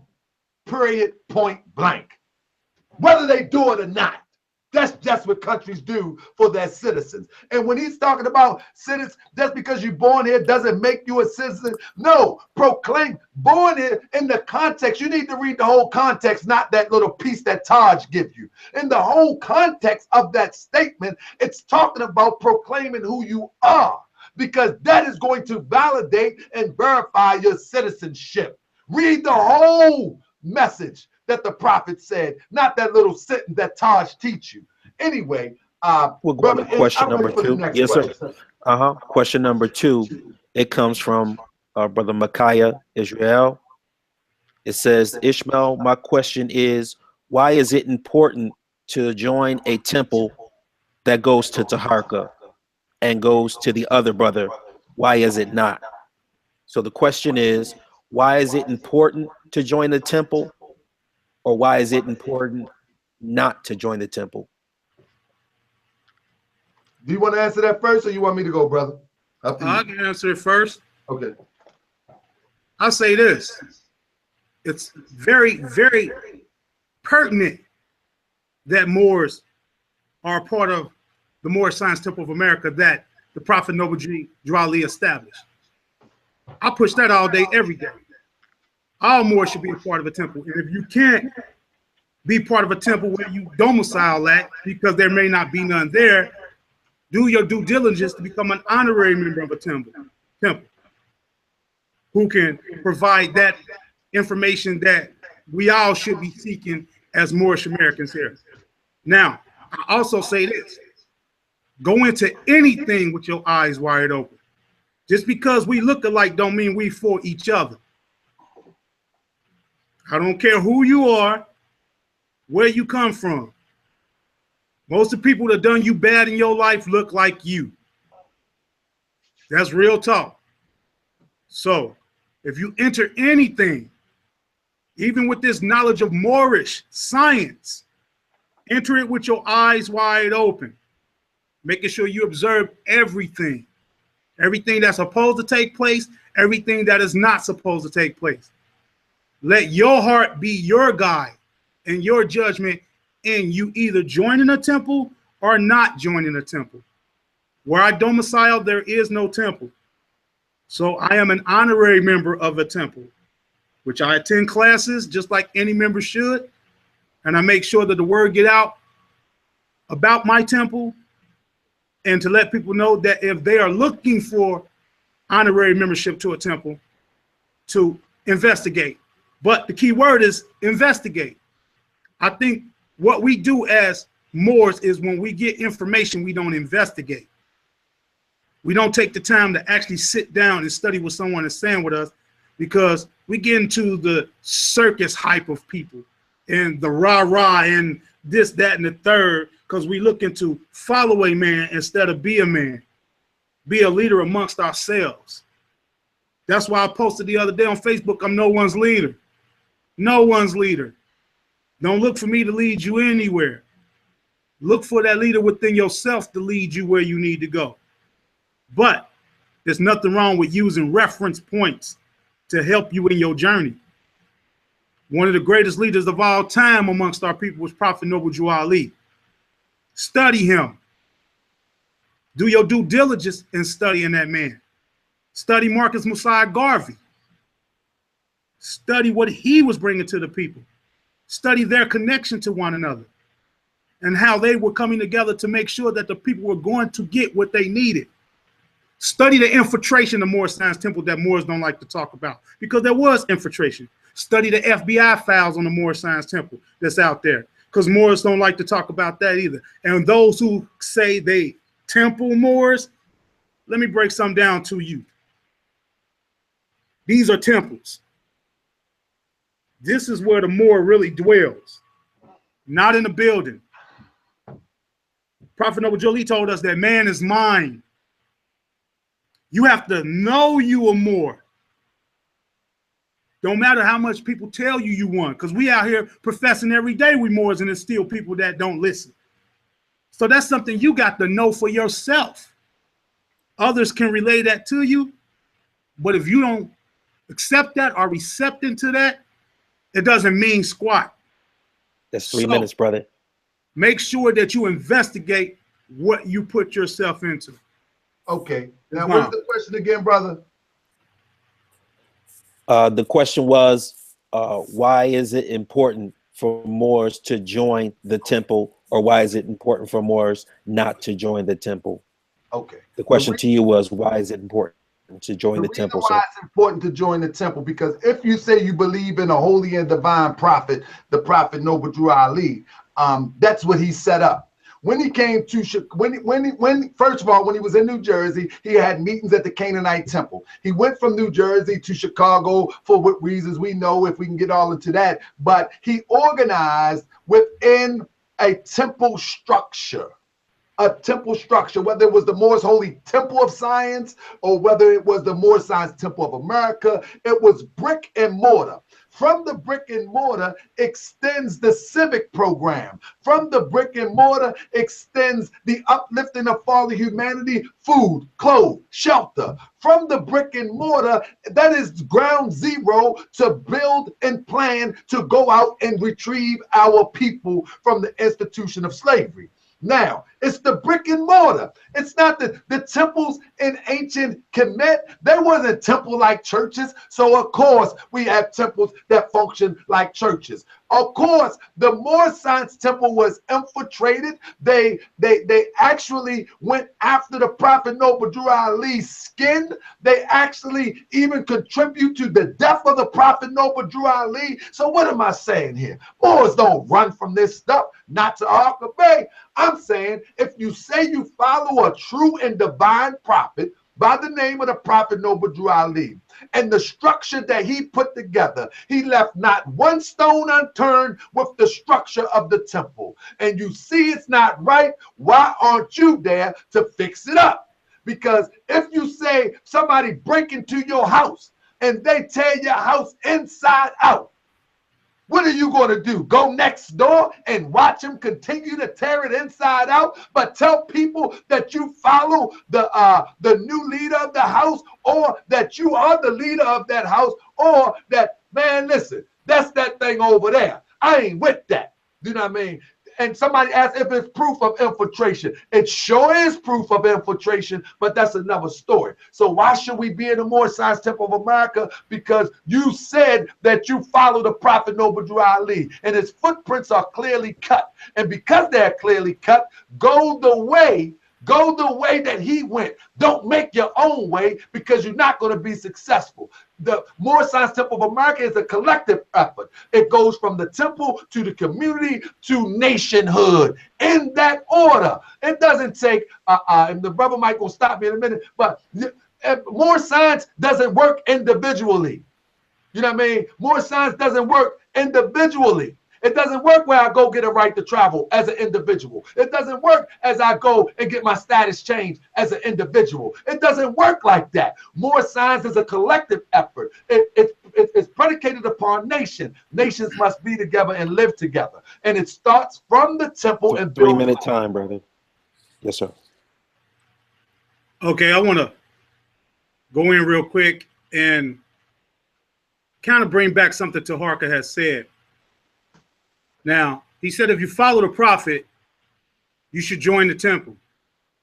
That's one thing I can agree on with Taharka right now. If you do follow Prophet Noble Drew Ali, you should join the temple. But Prophet Noble Drew Ali did tell us that Moors will be coming into these temples eyes wide open. So that's why I suggest to any Moor who's joining any temple, go in eyes wide open. You should know the basic functions of a temple before you enter it. You should always know the basic functions of anything before you enter it. That way you'll have some basic knowledge of what you're getting yourself into. Now, the investigation comes through further knowledge of what you're getting yourself into. Because as he stated and as I stated, there has been infiltration in these temples. Many of these temples are not running exactly how the prophet set them up. The religious overtone was to cover up some of the civics that were being snitched on about. That's what the infiltration was coming about. It come to find out he wasn't just teaching so-called Islam. He was teaching constitutional foes of government. He was teaching these people civics of the land that they belong to. He was teaching them how to enforce those civics on those who might want to try to molest them. So therefore, we as collective Moorish Americans, yes, we should collectively be in the temples. But if those temples are not going to function how they were supposed to function, that's going to make the whole thing dysfunctional. That's going to put Moors back into a mind state of Negro, black, color. Like, why would I want to join that when I don't see no real nationalism going on? Now, we nationals of our own land. Correct? We nationals of the land, correct? As nationals of the land, no one can tell us how we can traverse on our land. If we're listening to others on our land and not ourselves, then that wouldn't make it our land, it would make it theirs. But it's not their land. So therefore, if I got a right to travel on my land, I'm gonna exercise that right. And I could do it without a card. I could do it with my voice, myself. Because when Moors go to court, battling this beast, doing what they can to put themselves on the record to make sure that, yeah, the Moors are back, we're here, we ain't sleep. Most of the time, these Moors are going to these places by themselves. You know why? because we got too many people in our nation that's still terrified of these Europeans, scared to death of them, not about to bust a grape in a jelly factory when it comes to them. I'm keeping it 100% real. We'll talk all this mess about the so-called white man this and the so-called white man that, but we don't bring it to their faces. We don't say nothing to them face-wise. Most of us don't. I don't call them white. I call them Europeans, Albions. That's what they are. We can look in Black's Law Dictionary, 4th edition, and show you the free white person. Damn sure not them. 3 minutes, brother. 3 minutes. All right, so I guess we can go to 10:30 if Ishmael got time. But let me see. There's it there, Ishmael, brother.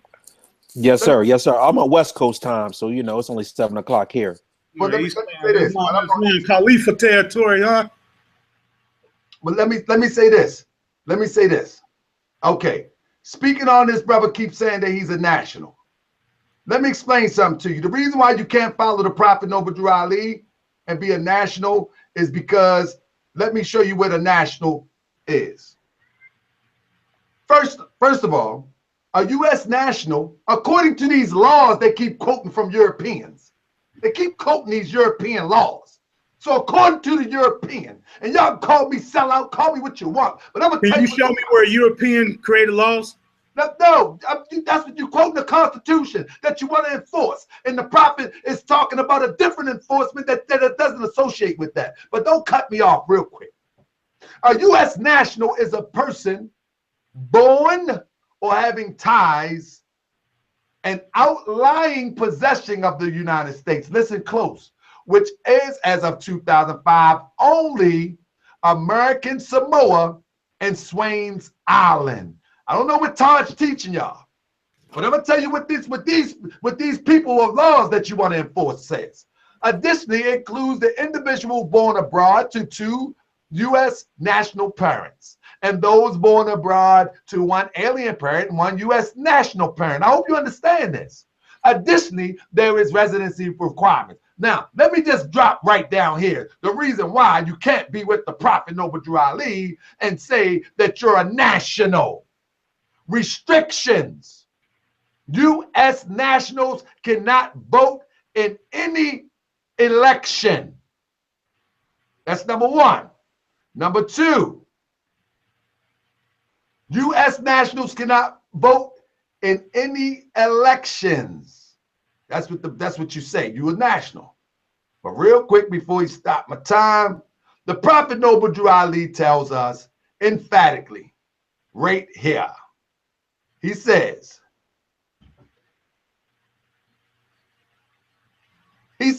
there's one issue for them to be recognized by the government and the nation of the earth, and that's through the connection to the Moorish national and divine movement, which is the Moorish Science Temple of America, which is incorporated in this government, and recognized by all nations of the world.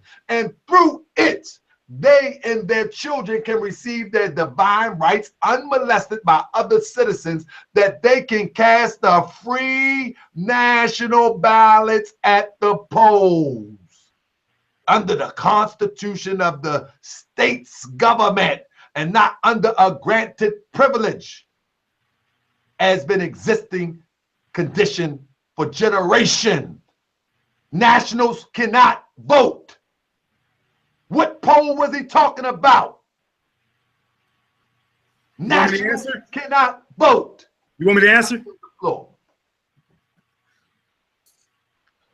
That was at the 2 minutes and 49 seconds. Okay. Now what I'm gonna do, because he used U.S. national, but as I stated before, the U.S. is a corporation. It's not a country. So therefore, it can't have nationals. The government that Prophet Noble Drew Ali was speaking of was the United States America, North America Republic. Oh, goodness gracious. Because the national anthem, right? Not that national anthem, I'm sorry. The Pledge of Allegiance. The Pledge of Allegiance. I pledge allegiance to the flag for the United States of America and to the republic for which it stands. So therefore, he was talking about the republic form of government that the Moors set up over here that we are part and parcel to. When talking about no U.S. corporation, that's why when you see the U.S, that's corporation. Now, the Moorish Science Temple being incorporated into the government was the American Republic, North American Republic government that it was incorporated to, because it was for the redemption of the Moorish Americans here. It wasn't for the redemption of anybody else. That's why the prophet set it up for us here to redeem us on our land using the free national constitution. Now, let's go into the word national, because the national doesn't debate whether you're a so-called corporation national or a country national. It just says national. And when you're a national of your land, you're the original person of that land. Let's go into the word national. And I'm reading out of this. Random's House. I want people to kind of see it if they can see it. If they can, I'm sorry. Random's House, Webster Dictionary, College Dictionary. National. Adjective. So it's giving the description to the person. Number one, of pertaining to or belonging to a nation or national anthem or national affairs. Peculiar or common to the people of a nation. National customs. Devoted to one's own nation, its interests, etc. So therefore, right there tells you that when you're a national of the land, there's culture that comes with that land, right? There's laws that come with that land, because the laws are set up to make sure that everyone is a functioning citizen of the land, not a corporation. We have to start understanding the United States is not a country. It is a corporation. Therefore, it can't have citizens of any kind. So there really is no 14th or 15th Amendment citizens. Anyone that's here that didn't come to a Moor, that's one of the reasons why the temples were set up, because they were supposed to have been our regencies. So when people come in from foreign lands, correct, didn't know that. Prophet was a diplomat. And with his connection, bloodline connection to the Washita Nation, that also put him in the royal status as well. But since Moors don't study, they don't know that. But with that being said, with the prophet being of those statues, he was able to use those documents to set up where he needed to set up to bring us back to the constitutional forms of government, so we can start applying what we're supposed to be applying as a nation of people upon our land. This is our land by birthright. No one brought us here. That's why we are descendants of Moroccans, because this is Morocco. Those are key things that he was putting into your mindset to get you to start to study, to get you to start to follow the breadcrumbs so you can get to the bigger picture. He knew in his time he couldn't relay all that information on those people that were just coming out of chattel slavery, which slavery has always been, is a mental thing that trickles down to the physical body. When the mind think of, that's what the body gonna do. You can't be a Moor if you don't think it in the mind you're a Moor first. So the temple and the divine constitution and bylaws and everything else that came from the prophet came from his mind first. It just didn't come out. He had to think these things. He had to be what he knows. That's 3 minutes, brother. That's the mind. So brother, I'm gonna close this out, and then I'll let you. I'm gonna have the last word because it is Moorish World TV. But I'm gonna close it out as it relates to your points. First of all, we started this off, and you used the classic Taj study. And I've showed that in the sense where Taj said, Prophet Noble Drew Ali says, study. Prophet Noble Drew Ali is not even quoted as ever saying that. It actually comes out of the Holy Quran of the Moorish Science Temple of America. So if you want to say that by default it's quoted by the Prophet Noble Drew Ali because this was divinely prepared, okay, that's fine. But it's a story that the prophet is conveying to us about studying.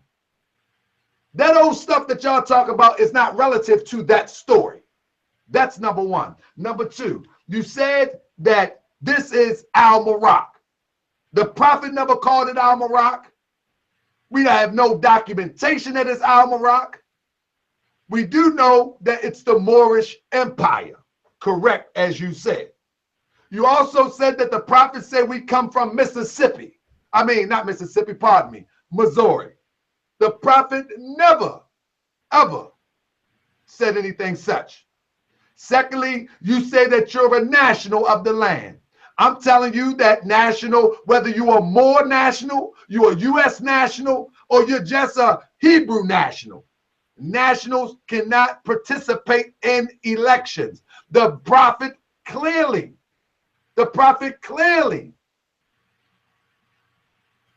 voted, clearly instituted the group vote, clearly got other Asiatics into office.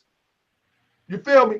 Number three, you said that the flag that you're flying, it doesn't make a difference when the prophet clearly tells us what the Moorish flag is, and the difference between the Moorish and the Moroccan flag is clear. You just disregard all that. But I'm using the prophet standard. You also say that the prophet was Washita. Okay, because the Washita was in North Carolina. But did the prophet ever say that? The prophet said proclaim. If he tells you to proclaim, what is his nationality? Moorish American. What is your nationality? Moorish American. That is proclaiming by the prophet Noble Drew Ali. He never proclaimed Washita, which by default, I will give you that. But don't say that the prophet said that, because he didn't.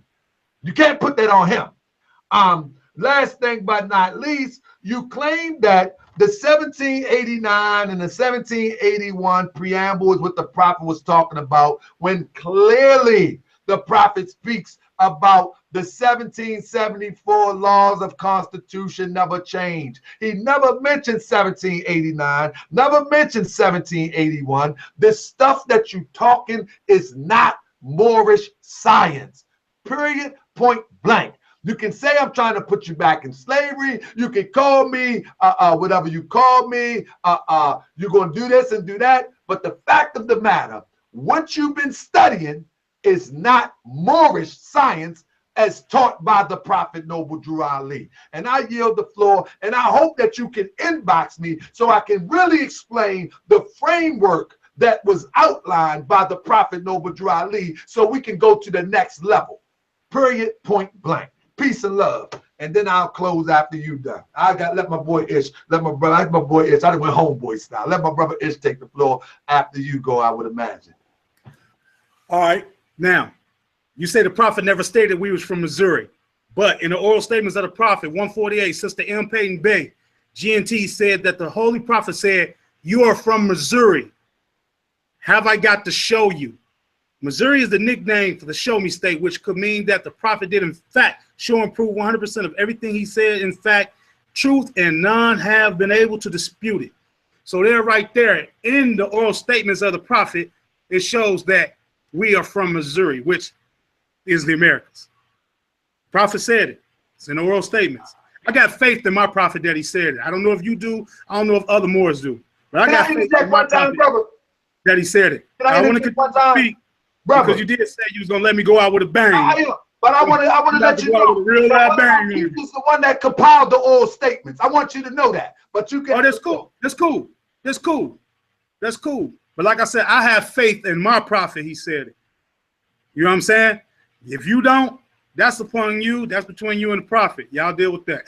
Ain't got nothing to do with this more here. I have faith in my prophet that he stated that, because he also told us that we was Moroccans, descendants of Moroccans born in America. So I got faith in my prophet on that as well.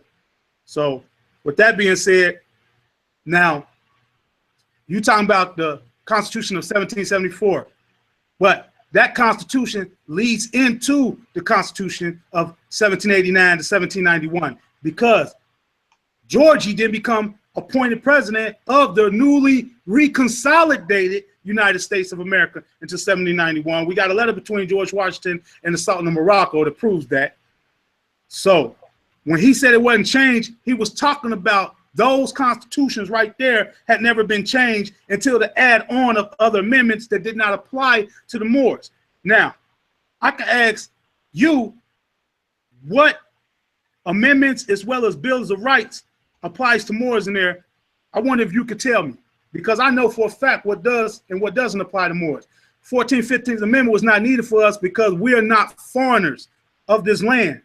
That's for foreigners, people that come from other lands. They have to be naturalized in. You can't naturalize one who's already a national, born national of the land. We are nationals of this land. You can't claim to be a Moorish American as your nationality, but you're not national of the land. What, you're a national of a building? You can't be national of a building. That's an oxymoron. Nationals are of land, not buildings. Not to exclude the MSTA because it's very needed.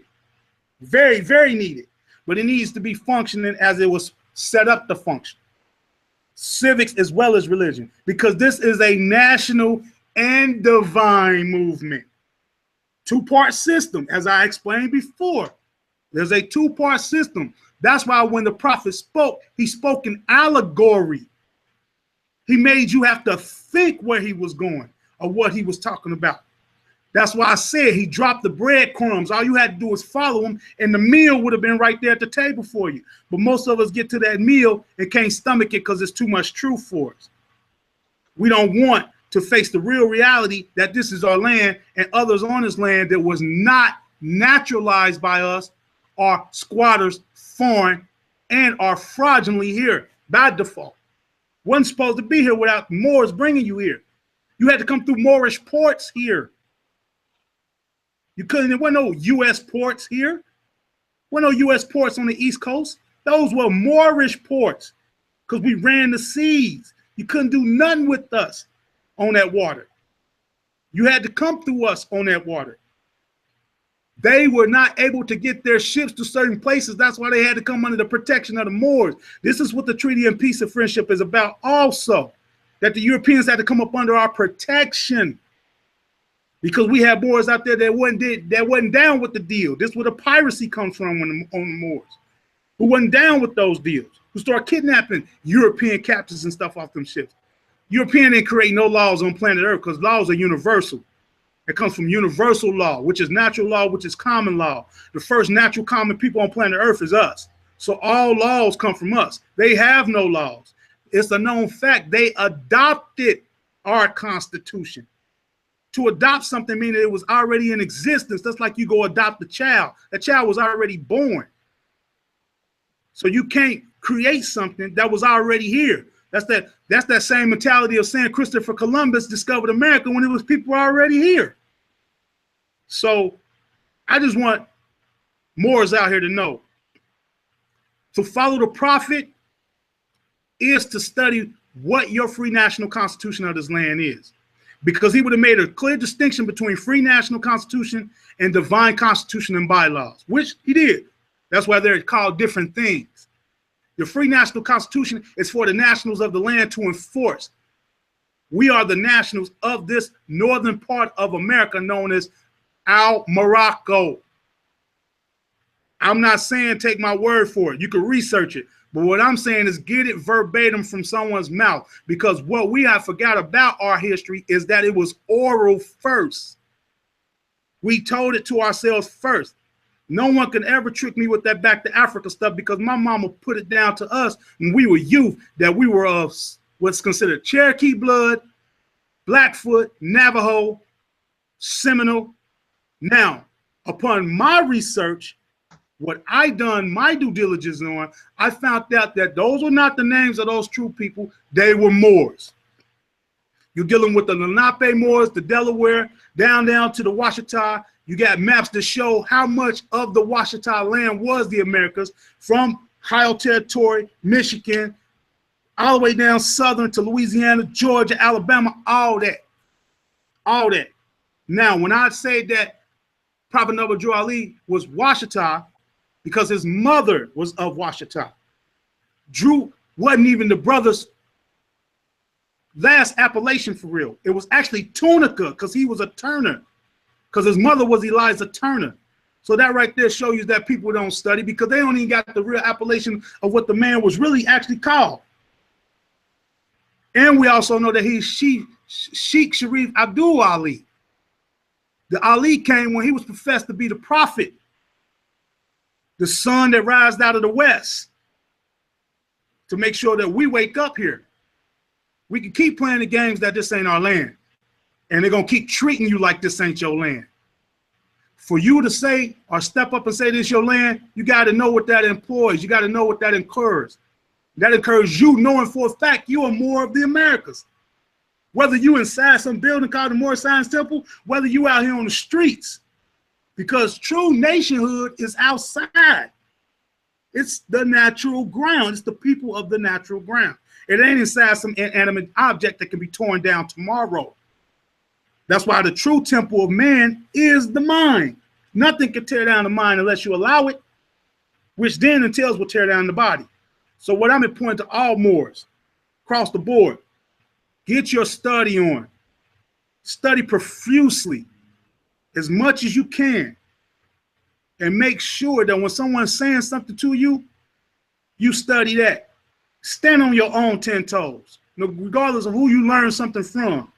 Stand on your own 10 toes. Because I want to correct this brother again, but let him know.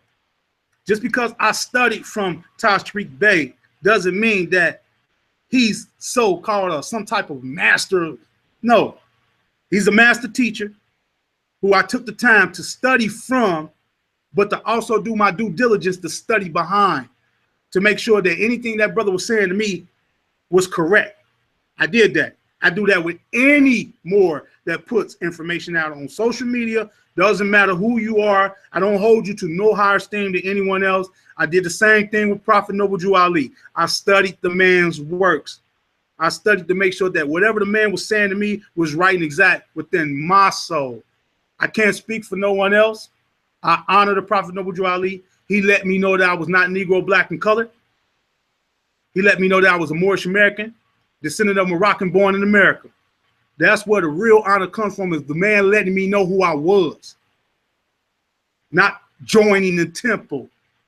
Not saying you shouldn't, but the honor comes in the man letting you know who you were and you taking that information and letting others know who they are. That's where the real honoring in the man works come from, because he's the first that came back and told us. It wasn't Marcus Garvey, wasn't Deuce Muhammad Ali, it wasn't nobody before Prophet Noble Jew Ali who told us that we were Moors here. So that's where the real honor comes in at. When you take what that man told you, who you were, and you express that to others that's like yourself, Moors. I want to yield the floor. I want to say Islam to the brother Taharka for having me on here. I want to let everybody know I ain't got no ill will against no more out here unless that's what you want.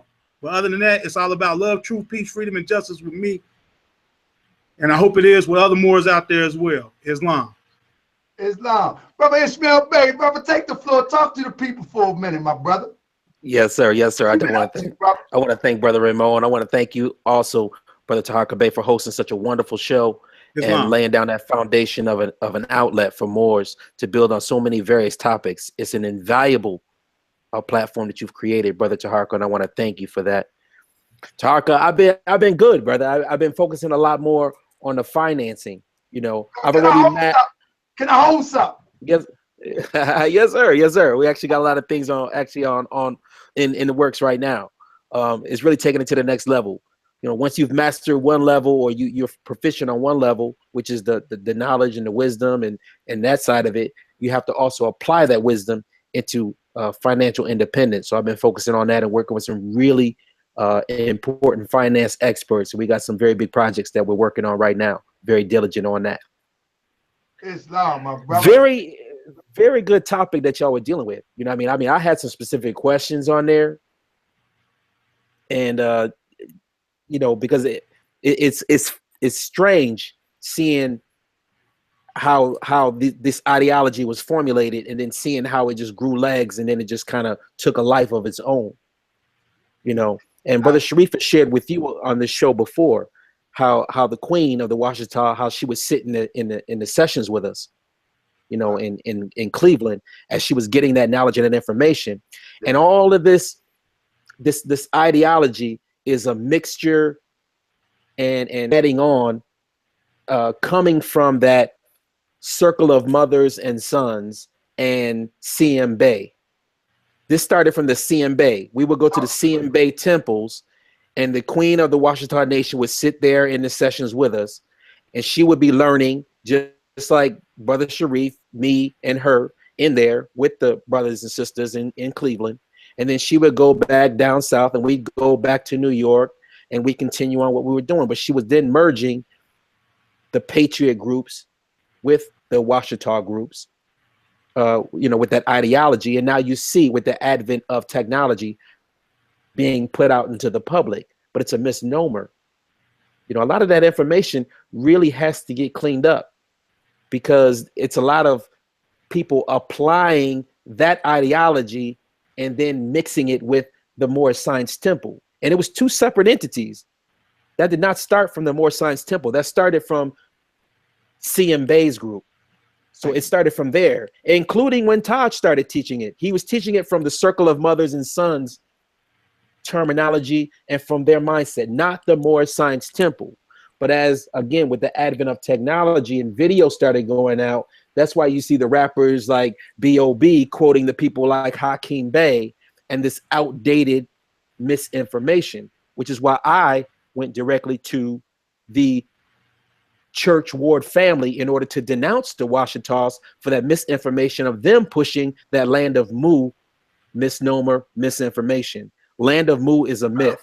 And they were using that Church Ward family until I had that Church Ward family denounce them specifically, or else I was going to continue to unleash my fury on the Church Wards for misleading Moors that I knew was coming down the pipe 10 and 20 years later. I refused to have that happen.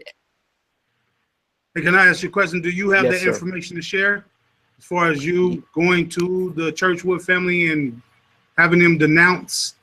Bro, you got to catch Ishmael off camera for that. He got all that. I'm just asking a question, brother. Yes, sir, brother. I'll tell you what. In about 20 minutes after we get off the air, I will post up the video of the Chorchward family denouncing the Washita Moors.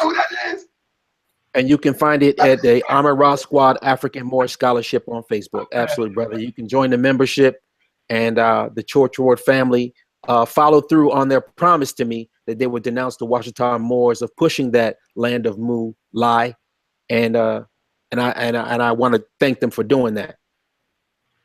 Okay, I think that's important to clean that up. I'm the type of Moor that you just can't tell anything to. You know what I'm saying? Like, if you say you have something, I would like to, you know, see it for myself. So therefore, you know what I mean? It'll be knowledge to myself.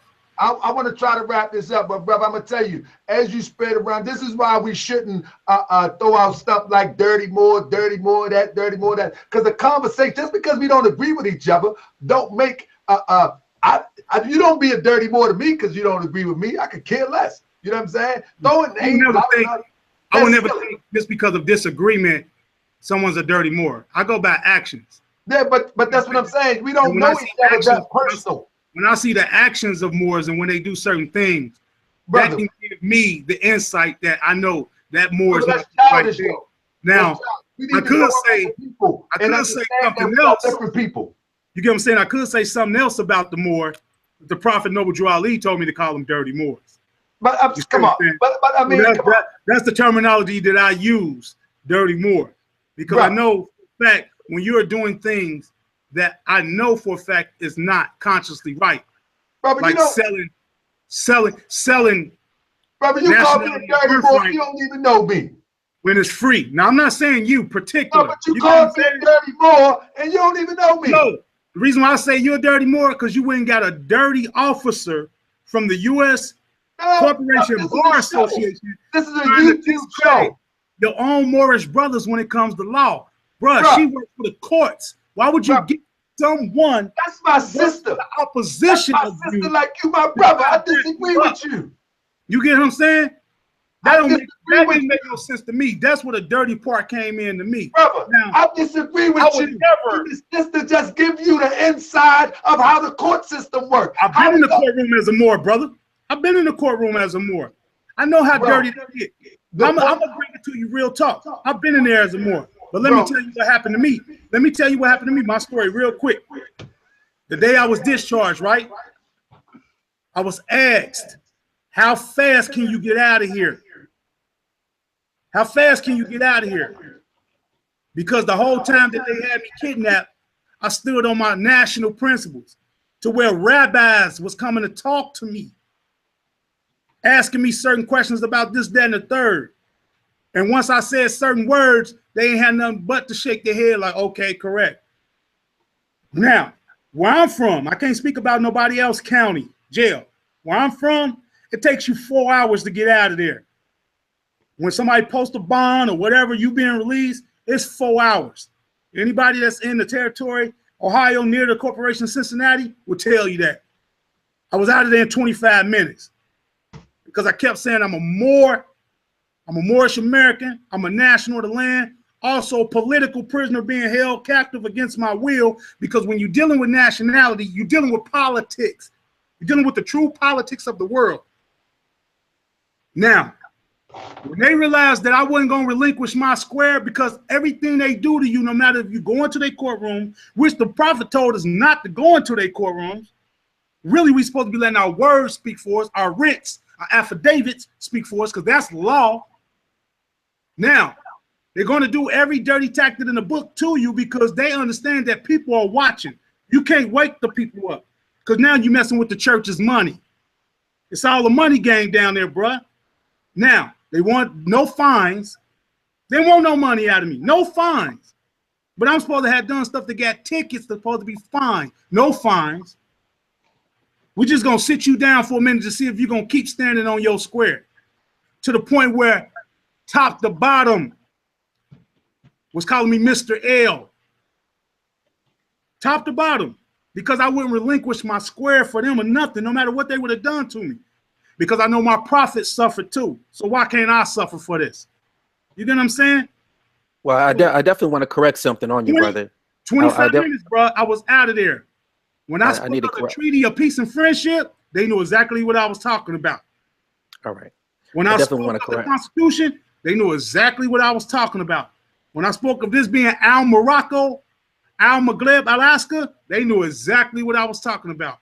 They didn't debate with me. They didn't come back and tell me, nah, that ain't it. You ain't who you say you are. It was okay to the point where he got to go.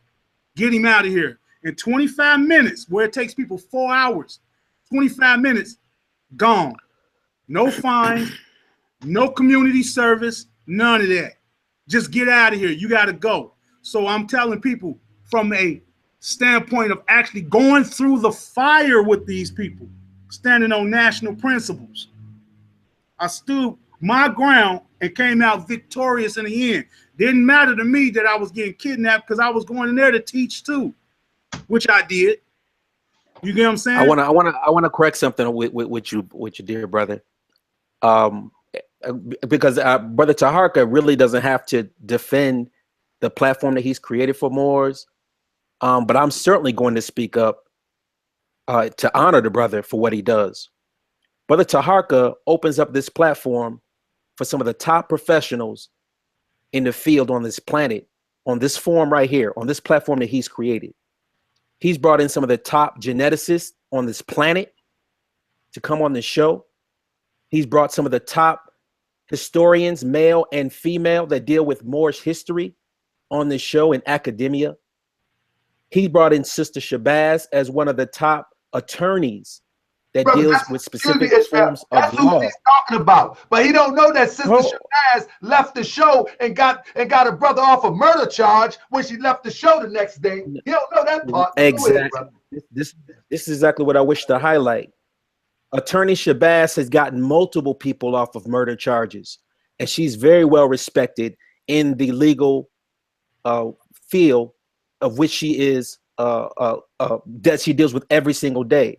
So what Brother Taharka has created, is she part of the Bar Association? What Brother Taharka has created is a forum that allows the professionals to come in here and to interact and to share this information for all Moors to benefit, whether we're in agreement with her or we're not in agreement with her. part of the Bar Association? So yes, she is. Is she a part of the Bar Association? That's a yes or no question. Yes, she is. Absolutely. Okay. I said yes. The barristers are part of the Queen. The Queen is part of the Vatican. That has nothing to do with Moors. So to bring someone in that is of the opposition, she's taking probate. I bet she's the opposition. I understand she's a sister, but she works for the other side. So therefore, she doesn't qualify to actually speak on law because she deals in what's the legal profession. Do you know that the Prophet Noble had a lawyer? Lawful. We should know this as Moors, right? We should know this as Moors. We're lawful, not legal. We don't. Do you know that the Prophet Noble had lawyers? Lawful, brother. Do you know that the Prophet Noble had lawyers? Not lawyers, yes. Lawyers. Yes. Okay? Yes. So what are you talking about? They was a member of some type of legal organization of their day too. They had to be certified. Do you know that help black men get on the this is what I'm saying. As Moors. So do you differ with Prophet Noble Drew Ali dealing with attorneys? Do you have an issue with that? No, I don't have an issue with Prophet Noble Drew Ali dealing with attorneys. Okay. So if you don't have a problem with Prophet Noble Drew Ali dealing with problem with that, right? I'm gonna tell you why I don't have a problem with that, right? Right. Because and the Prophet dealing with those people, trust me, he never once relinquished his nationality. You could deal with the opposition, correct? Without relinquishing your nationality. You can reserve your rights. You can reserve Attorney Shabazz came to Moorish World TV. We didn't relinquish our identity. No. Yeah. What I'm saying is this. This man. Hey, brother, we can do this again, brother. Let's close out, brother. I just wanted to clarify, brother. I just wanted to clarify that the reason she was on the show was because a Moor had her child taken from her. It's a simple fact that she knows for a fact that anytime a Moor takes his nationality into a courtroom, international law applies. She knows this as an attorney or so-called lawyer who's practicing law. One who practices law doesn't know law. That's a fact. So she's going to hit you with the statutes and the codes that apply to U.S. citizens. But I gotta go. I gotta go, bro. I gotta get up tomorrow and go work, bro. We can do this again. Moors know this, who actually study what law really is. Hey, brother. Law deals with the Constitution. Constitution don't deal in codes and statutes because if it did, it would say it. International law don't deal in codes and statutes because it would say statute is a code that. That's confusion, brother. That's the confusion. That's not confusion. What happens is this, brother. Who has a mind, yes, sir, and who can take the time to read, can study that on their own. You can teach that to a child. A child can know that. A child can know their national rights versus what are statutes and codes. That's not hard. Statutes and codes are policies. Policies are for corporations, not natural people of the land. Natural people of the land deals with the law of the land, not statutes and codes. So when you're dealing with artificial people, you got to deal in artificial law. When you're dealing with artificial people, so why would you go get a barrister who's against your Moorish nationality, who told you straight to your face, yeah, when Moors come up in there, they this, that, and the third, she letting you know she dissing you right there. So you'll bring a Moor disser on your show to diss Moors, and then that's not a dirty Moor? Well, it wasn't to bring her on the show to diss Moors. Let's be clear. That's what she did the time she was on the show, brother. But that's her. She just told her experience. What should I censor her from telling her experience about the foolishness that happened in courtroom? No, she's explaining exactly what she sees going on in the courtroom. She was explaining her firsthand experience. Through her experience, and if that's a dirty act, come on, man, stop hiding. We know why those things take place in those forums or so-called courtroom. Now, according to the Constitution of the United States of America, the only courtroom is the Supreme Court. Oh my goodness! Look, the only court. That's not true. That's not true, brother. That is not true. Is that correct? That is not true at all. No, that is wrong. The Constitution states that the only court is the Supreme Court, and the lower courts are administrative courts. So if it's administrative, that's business. You're not dealing with court.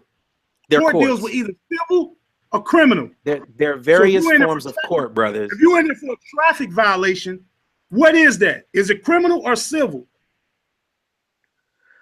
I can take you through. I can take you through this, but I mean, you made many mistakes in the comments that you were making. For instance, you kept on quoting the treaties as if treaties are the highest law of the land, and they're not. A treaty can get overridden very, very easily by the needs of a citizen. A U.S. citizen's rights can override any treaty. Did you know that? A U.S. citizen does not exist. The needs of a U.S. citizen can override any treaty, but you kept on quoting the treaty as if a treaty was the highest law of the land, and it is not. The United States is a corporation. Corporation can't have citizens. So that's an oxymoron right there. So therefore, that's where your mistake comes in at. You keep saying U.S. U.S. is a corporation. Corporation can't have citizens. It's not a country. It's not a lawful nation nowhere on the planet. So brother, how is a treaty the highest law of the land then, brother? Article 6. Article 6. The Constitution of the laws of the United States, which shall be made in pursuant thereof of all treaties. Brother, is a treaty the highest law of the land? It shall be the supreme law of the land. Supreme law of the land. You can't have so you said that a treaty. So let me ask you a quick question. Check this out, brothers.